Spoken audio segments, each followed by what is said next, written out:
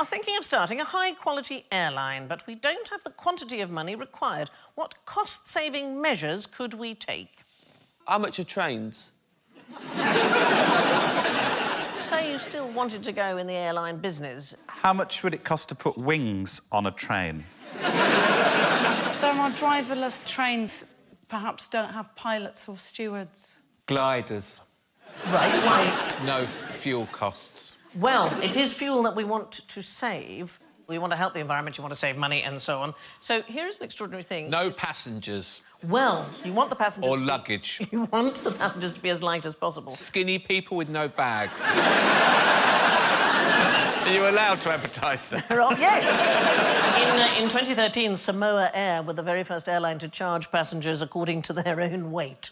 Yeah, they did it. Yeah, they had to pay one Samoan tala, so it's roughly sort of 30p for every kilo that they and their luggage weighed. Wow. But the actual plane, you can save money on the actual plane. I know it sounds very strange, but white planes are more efficient than dark planes. What? Lighter paint is literally lighter. Dark paint on an aeroplane can add the equivalent weight of 8 passengers. You look, James, as though you don't believe me. Well, it does sound like a lie. Why might dark paint be heavier, do you think? Because it's evil. Dark paint is heavier because it has more pigments. More pigments. More Yeah. pigments. Yeah. I was going to say pigment. I was going to say pigment. I was going to say, but I was allowing All right, you... children, all right. So, if you look at a plane, you'll see most of them are of a lighter colour. Why paint it at all? So that is the other option, is that you could polish it. However, you do need to wash it more often to offset corrosion, if you've just polished it. And white paint would be cheaper, because actually the money you'd save on fuel, you would spend on washing. So those are your It sounds those are your like choices. a headache, really. I'm not going to open a air flight business. Are you not? Yeah. But it's amazing where you can save money. So in 2018, United Airlines switched to lighter paper for the in-flight magazine, all right? They saved 1 ounce per copy. Doesn't seem like very much at all. But it's £11 saved for a full flight. You multiply that by the whole fleet over a single year, you have saved 170,000 gallons of fuel worth $290,000. Just a single ounce of paper on each individual in-flight magazine. The airline's beverage cart, it now weighs half what the old ones used to weigh. They've stopped duty-free sales in many instances. Well, I've picked a few already you can get rid of. That little tiny tray that the other trays are in, Yes. why does that exist? I mean, all of the food can go because it looks shit. I noticed on a flight I was on recently that they weren't showing Ocean's 11, but they were showing Ocean's 8, so that's 3 people. That's 3 straight away. In the 1980s, there was a man called Robert Crandall. He was then head of American Airlines, and he removed just 1 olive from every single salad served to their customers. Nobody noticed, and they saved $40,000 a year. Yeah, but I bet he was fatter at the end of it. If he's popping an olive from everyone's plate in every plane, that's having some effect. I'm no scientist. No, clearly. You could say no hats. No one could really get annoyed if you said no hats. There's a lot of screws in a plane as well. I reckon a couple of those. The Japanese airline called All Nippon Airways, in 2009, they asked passengers to visit the loo before boarding. They calculated that a full 767 could hold 240 pounds of urine inside its passengers, and if everybody boarded with an empty bladder, they calculated they could reduce carbon emissions by 5 tonnes over the course of a month. Was that man doing a selfie while he... What is the biggest thing you could buy with a quid? Is it a whale?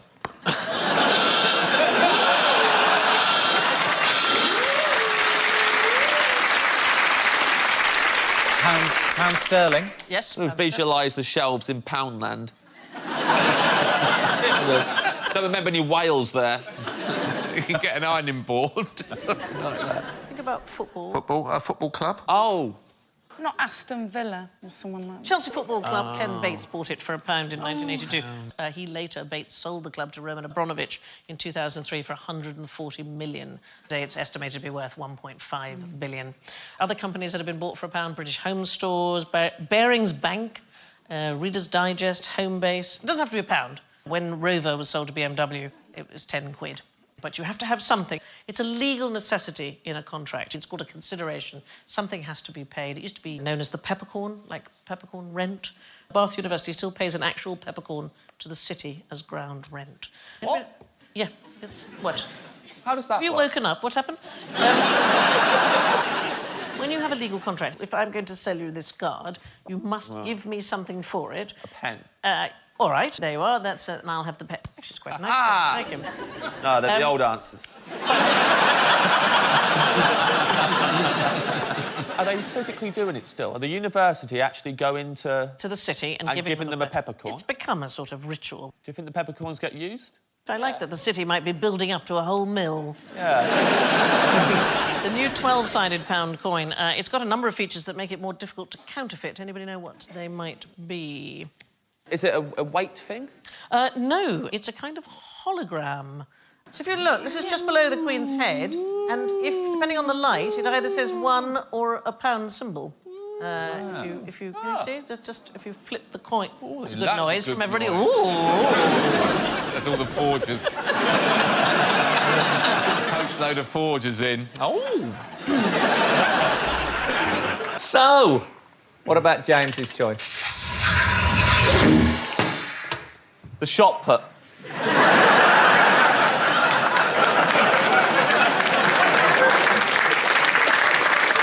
I realise now I actually misread your choice.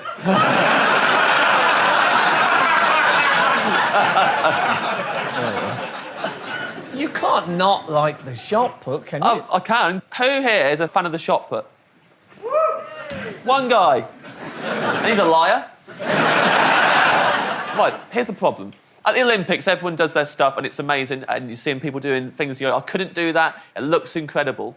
The shot put, it just looks rubbish. They throw it, and literally he's here, and he throws it, and it lands there. And I know it's heavy, but I've never held a shot put, so I don't know how heavy it actually is. So I don't know context for it. So all I'm doing on TV is watching someone throw a ball a little way. That is it. There's a certain method, though. You have to hold it tight to your chin and straighten the arm.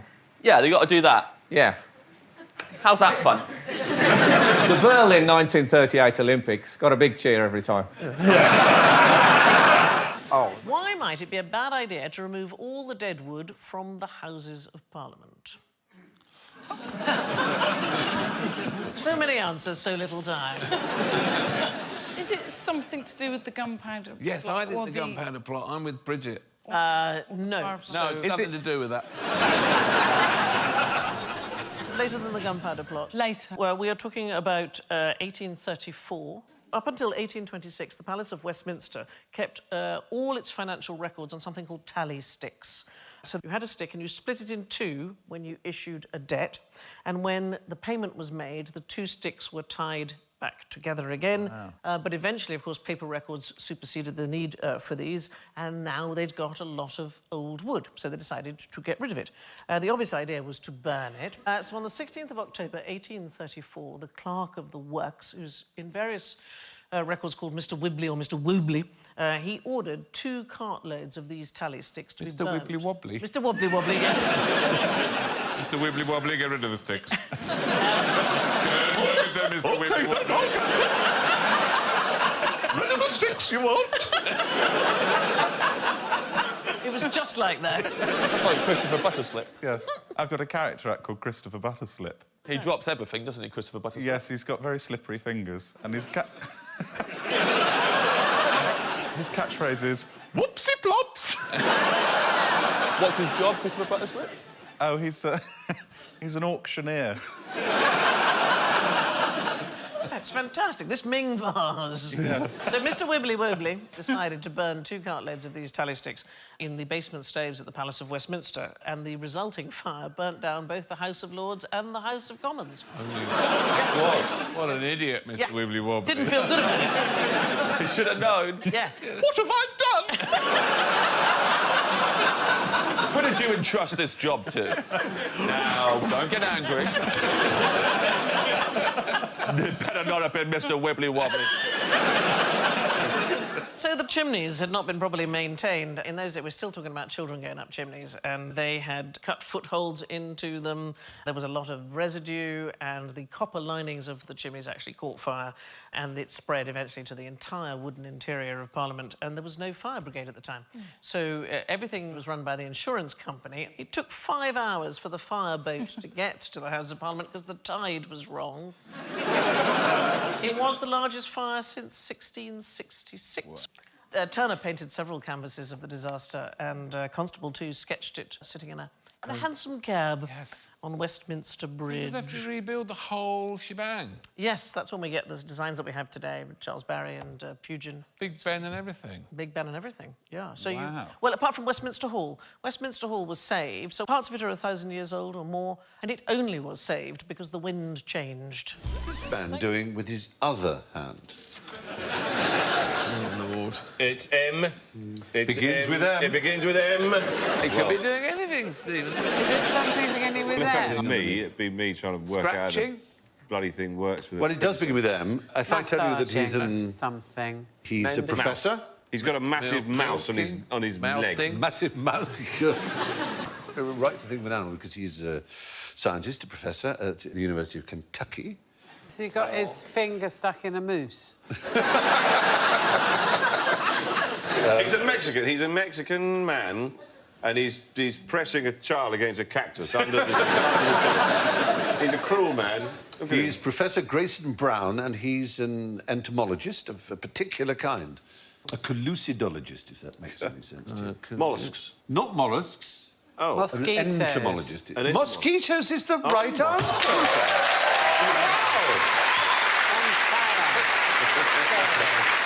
Brilliant. He's very serious in his study of mosquitoes, and he was allowing 1,000 mosquitoes, as he does every morning. Well, he carries on doing his emails to feast on his arm. His body, so they no longer leave a mark, apparently. It's most bizarre. Asian mosquitoes are very picky. They only feast on humans. They won't eat the blood of any other animal. And in order to keep them happy, obviously, they need a big supply of blood. So he and his fellow workers, and some animals, it has to be said, in his lab, also supply the blood for other breeds of mosquito. But for the Asian ones, it's just humans. And, of course, they have to keep them breeding. Now, they're odd, these Asian mosquitoes, because they're really a bit lazy. I What's suppose he they trying to produce so many find out? thousands. I mean, what is there left to know about these creatures? Well, given how many millions of people they kill every year, it's kind of, you can't know enough, because they kill more, as you know, than wars.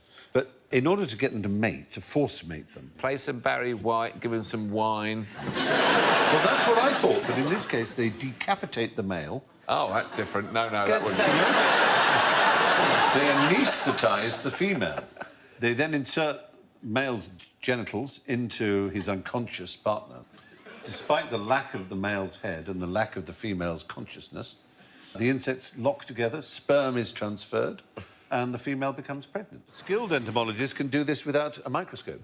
That's nothing to brag about, though, is it? No, it probably isn't. No, let's make mosquitoes bang without a microscope. We had a pair of praying mantis once in the kitchen, in a tank, obviously. And I came home one night, and the male praying mantis was on the kitchen floor, walking across, like, towards the door. I went, oh, no, he's got out of the tank. Oh, what a shame. And I carefully scooped him up, and I placed him back in the tank very gently. And the female pounced and bit his head off. And he was clearly making a break for it. And the whole time, no, don't put me back. It's good, isn't it? Yeah, when it's an adult. Hello, my name is Royal Baby. Nobody's got any idea. He was born on St George's Day, but there's already a George. Yeah. It's William Shakespeare's birthday. She's married to William. What are they going to do? Kanye? Yes, now you're talking. Kanye Cambridge. Yeah. Next stop, Cambridge. There's been some late-night press speculation about a possible name for the royal baby. What do you think it is? It's Arthur. Prince Arthur, yeah, Prince Arthur. We'll go... Albert. Nearly. Yes. It's Albert. It's Albert, OK. Yeah. Yes. After the square. But didn't Queen...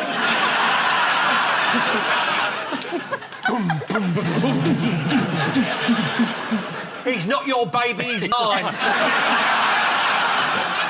Leave it out. crown on your head, but that don't make you not a slag, does it?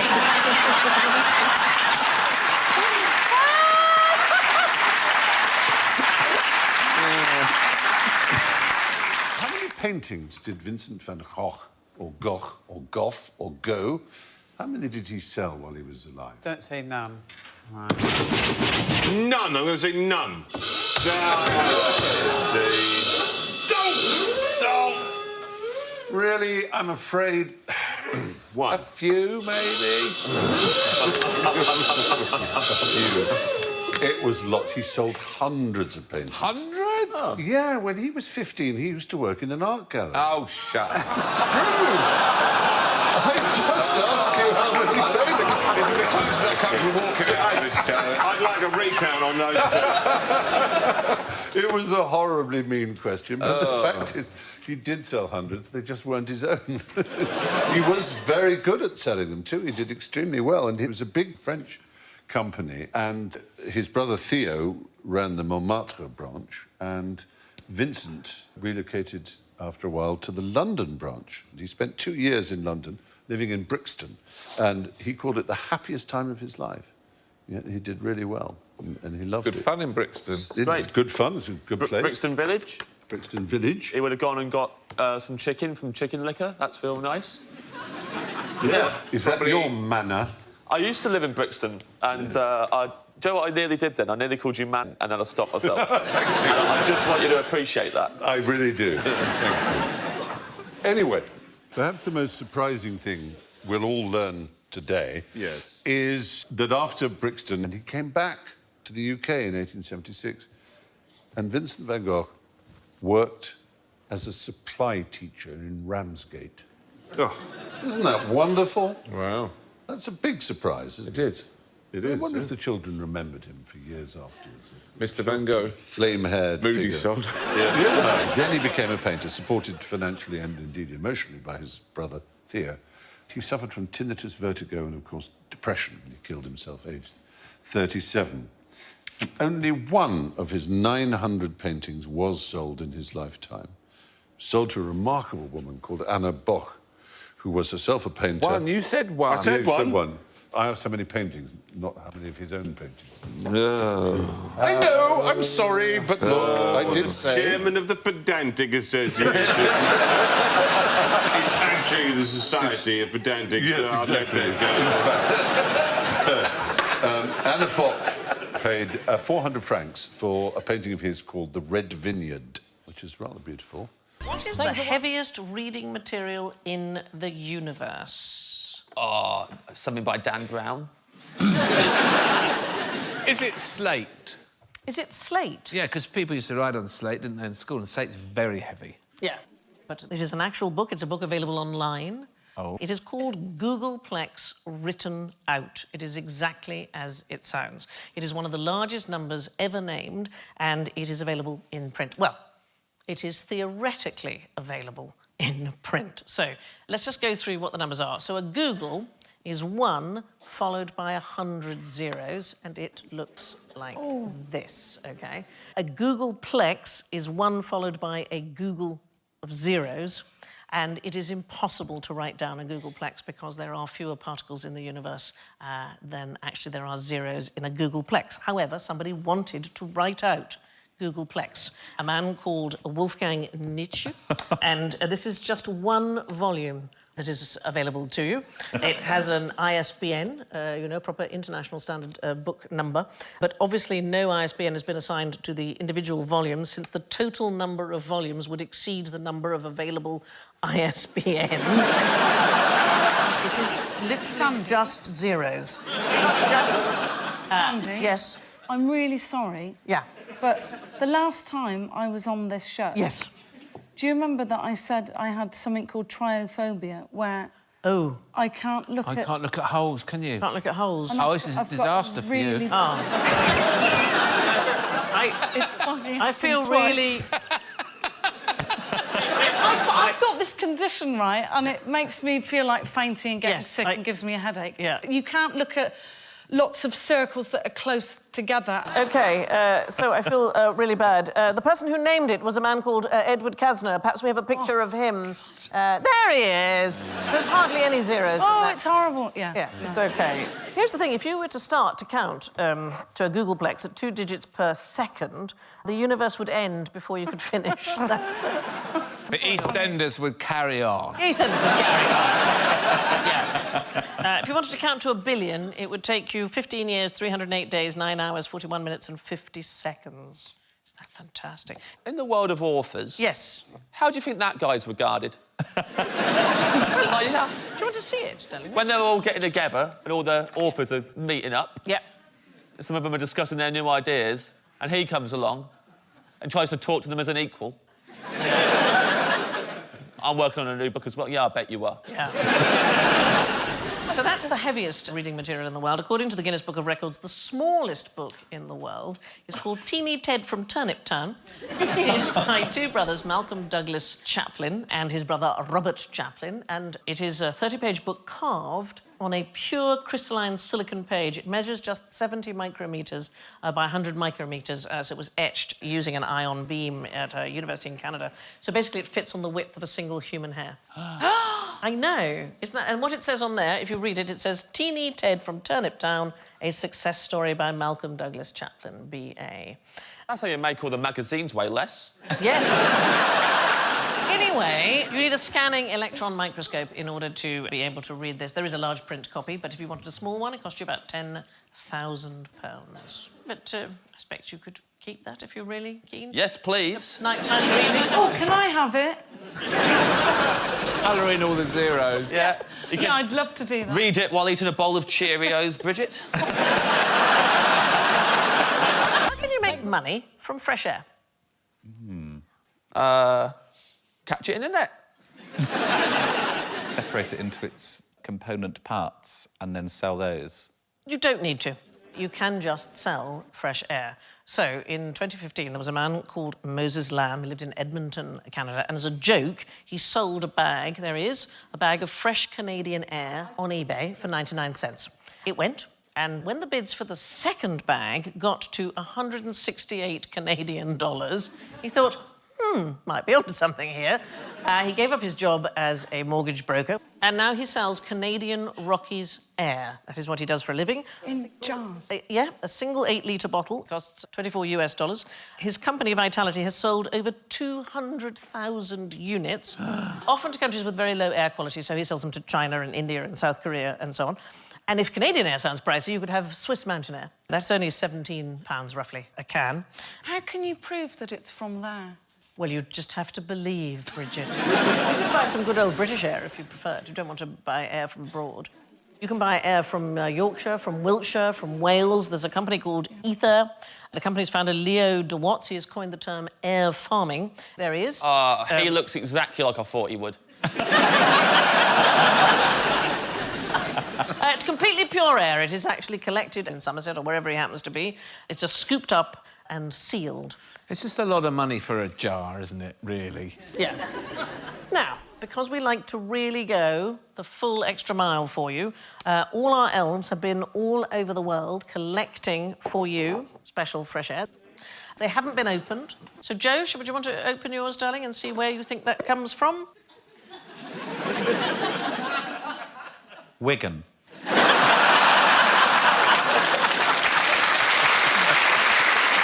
Our elf James on the right there, collecting from Slovenia.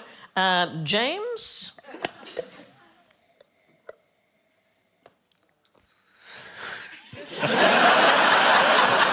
What are you getting? Notes A jar. It's just a jar. Heavy notes of jar.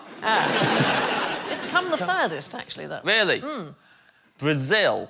It's come from Tasmania. That is Anna leaping there to collect air from Tasmania. Smells less fresh than the studio does. Is it? I'm actually going to capture some studio air, and this will be available on eBay when the show goes out. QI Air. Mine is unmistakably Scottish Highlands. What have you got, Bridget? Sorry, we're seriously...